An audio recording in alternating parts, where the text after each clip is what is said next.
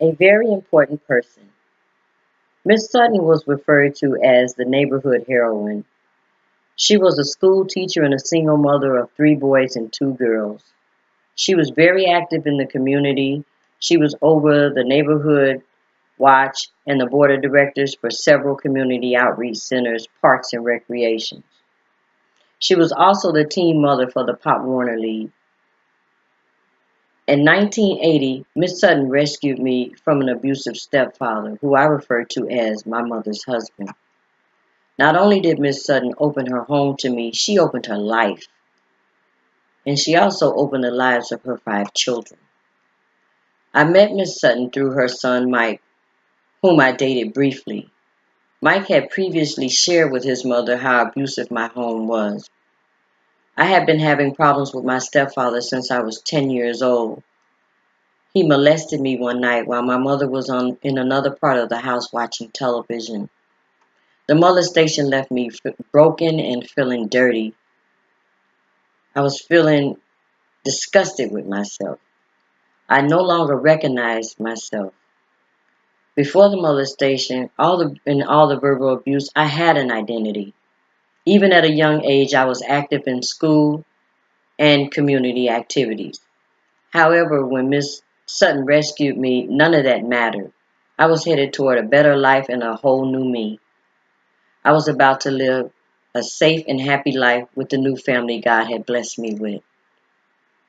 I never felt safe around my mother's husband from the time she married him. I was 17 years old when he hit me in my mouth, splitting my lip wide open. He knew at 17 that touching me again sexually would have possibly ended his life. After the physical assault, I called Mike and Miss Sutton, and in 30 minutes, they both were knocking on my mother and her husband's door. They got me out safely. I had finally gotten the family I had always wanted. It didn't take long after that I would refer to Miss Sutton as Mom, and her sons and daughters as my brothers and sisters. My relationship with Mike immediately ended. It went from holding hands to a brother and sister relationship. As the oldest child in the family, I was involved in everything concerning home and community. She would always tell me, whatever you do for others, Tina, make sure it counts for something. She stressed the importance of making a difference in the lives of others. I learned so much from Miss Sutton.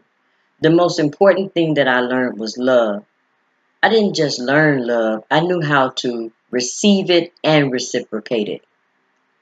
Miss Sutton knew how vulnerable I was and how my self-esteem had deserted me. She treated me as if everything I had gone through was just a dream. All the nurturing that I didn't receive at home, she made up for it. She eased my pain and bandaged my emotional wounds. She taught me how to at least like myself. I knew I was loved by my new family, as evident in how I was disciplined. She disciplined me as an equal.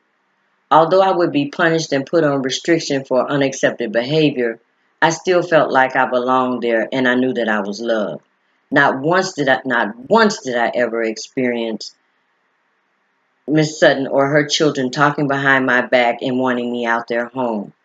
They loved and respected me. Miss Sutton made a huge impact on my life. She taught me that no matter how bad things become, life is worth living. The entire time I stayed with my new family, no one ever knew that had I not been picked up that day the day of my abuse, I would have taken my own life. I was tired. Although Miss Sutton picked me up and dusted me off, she did it all to the glory of God. I believe that God sent her there to save me, to save my life. I believe that to this day that she is my VIP, but all the true glory belongs to my God.